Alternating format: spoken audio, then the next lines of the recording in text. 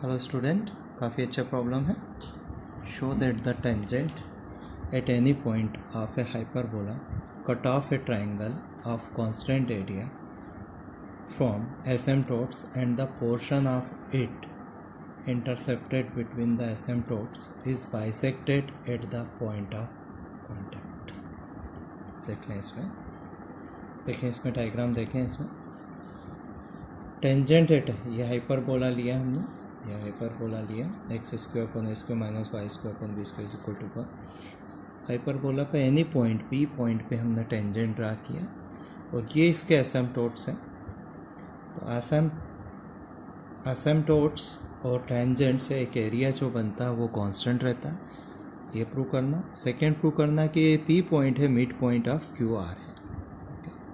देख लें इसमें ले लिया हमने और ये एक एसिम्पटोट्स ये है. दूसरा एसिम्पटोट्स देखें इसमें, दूसरा हमने ले लिया ये वाला y is equal to minus b upon a x, है ना. एसिम्पटोट्स ऑलरेडी हमने तो इक्वेशन निकाली थी, ये दो इक्वेशन से y is equal to b upon a x और y is equal to minus b upon a x. सबसे पहले इक्वेशन ऑफ टेंजेंट हम फाइंड कर लेते हैं.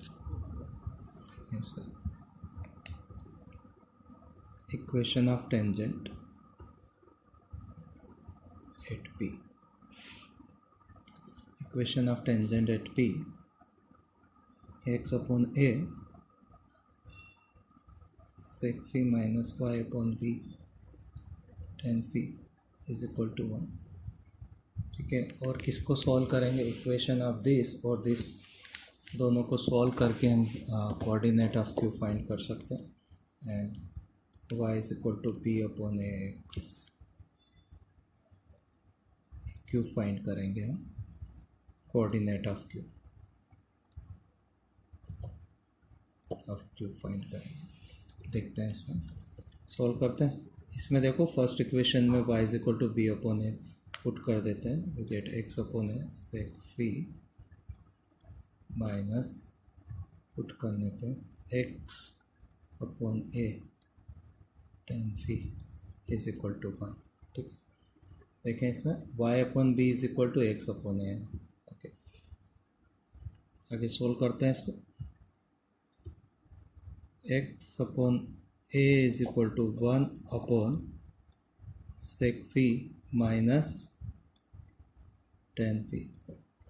ठीक है, इसको रेशनलाइज कर लेते हैं तो x इज इक्वल टू, ये पॉजिटिव आ जाएगा, a into sec phi plus tan phi. y point b upon a into x रख देते हैं, a sec phi plus tan phi. Coordinate of b मिल गया, y coordinate sec fee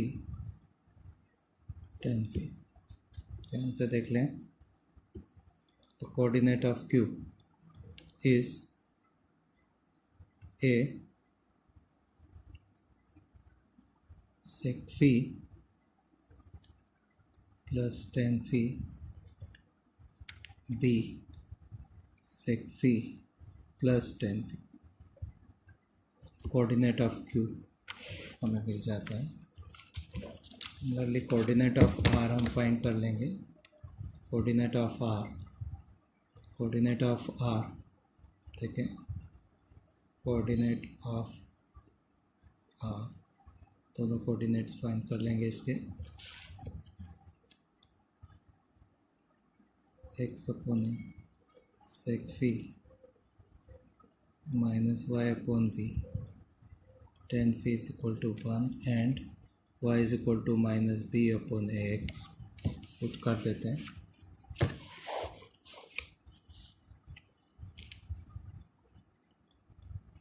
x upon sec phi plus x upon tan phi is equal to 1. Solve करते हैं. x upon is equal to 1 upon sec phi plus tan phi, that is equal to sec phi minus tan phi. then coordinate x coordinate will be x is equal to a sec phi minus 10 phi. इसको y के इसमें put कर देते हैं, ऐसे cut कर minus आ जाएगा। Then y is equal to minus b sec phi minus 10 phi. तो क्या आ गया यहाँ पर, आर के कोऑर्डिनेट ऑफ आर फाइंड हो गया। R is equal to a sec phi minus 10 phi comma b sec phi minus 10 फी।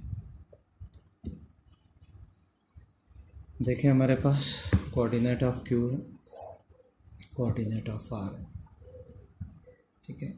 इसका midpoint Q and R का मिड पॉइंट निकाला है इसमें। देखें इसमें ये, और ये x1 plus x2 divided by 2 करेंगे हम, 10 कट जाएगा तो ए सेक फी आ जाएगा।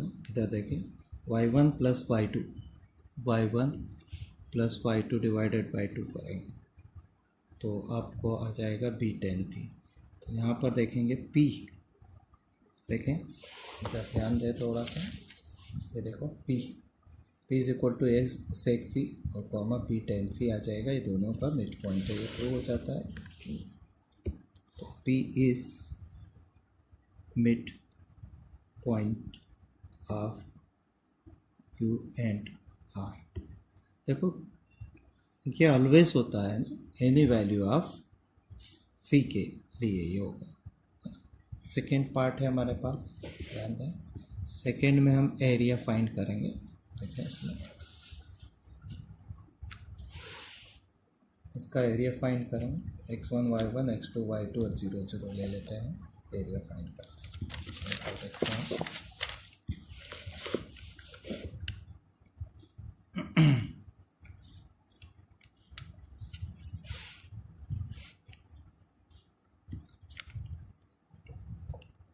देखें एरिया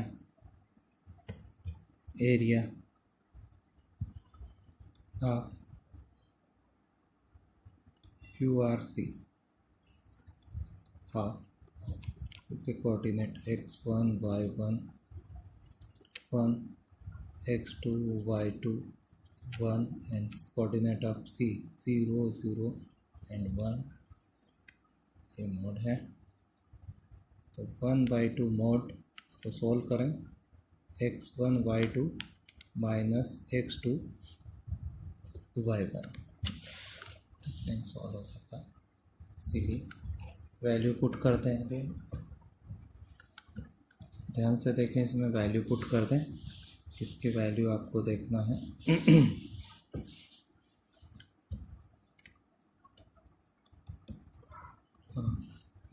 x1 की वैल्यू है a sec phi plus 10 phi and y2 value minus b sec phi minus 10 phi, value of x2 a sec phi minus 10 phi and value of y1 b sec phi plus 10 phi। ये ध्यान दें, देखो sec square फी minus 10 square फी, इधर भी बन रहा है इधर भी बन रहा है, ए भी आ जाता है। यहाँ पर 1/2 माइनस है तो माइनस ए भी, यहाँ पर भी माइनस ए भी, क्या आ जाता है 1/2 और 2ab that is equal to A B.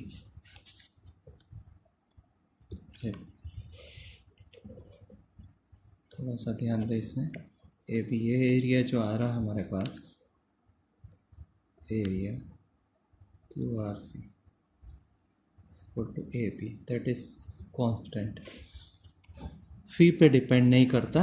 जो टेंजेंट है उसका अगर फी वेरी करते हैं डिफरेंट टेंजेंट पे डिपेंड नहीं करता, ये ऑलवेज कांस्टेंट रहता है। देखें इधर थोड़ा सा समझ लें इसको, अगर फ़ी को वेरी करेंगे, ये फ़ी को अगर वेरी करते हैं 0 से लेके 2π तक, तो भी सपोज़ ये यहाँ है, ये अलग अलग पॉइंट पे अगर बनाते हैं इस पे हाइपरबोला के डिफरेंट पॉइंट पे, तो भी एरिया सेम रहेगा, इसीलिए ये थ्योरम है। ओके, देखना एक बार,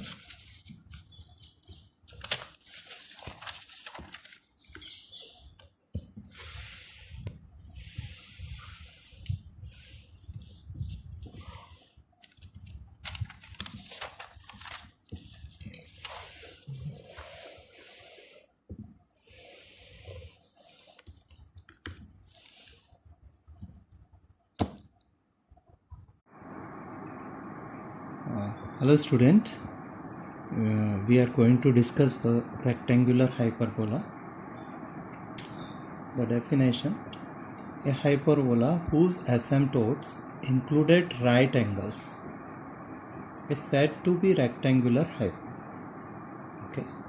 Second definition है, if the length of transverse and conjugate axis of the hyperbola be equal, it is called the rectangular or equilateral hyperbola. ठीक है, अकॉर्डिंग टू फर्स्ट डेफिनेशन हम समझते हैं.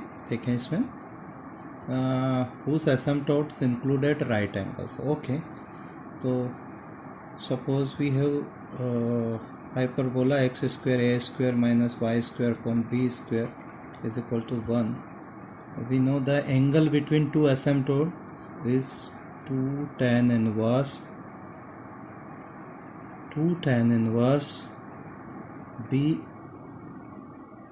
upon a is the angle between two asymptotes, or that is equal to, here is right angle.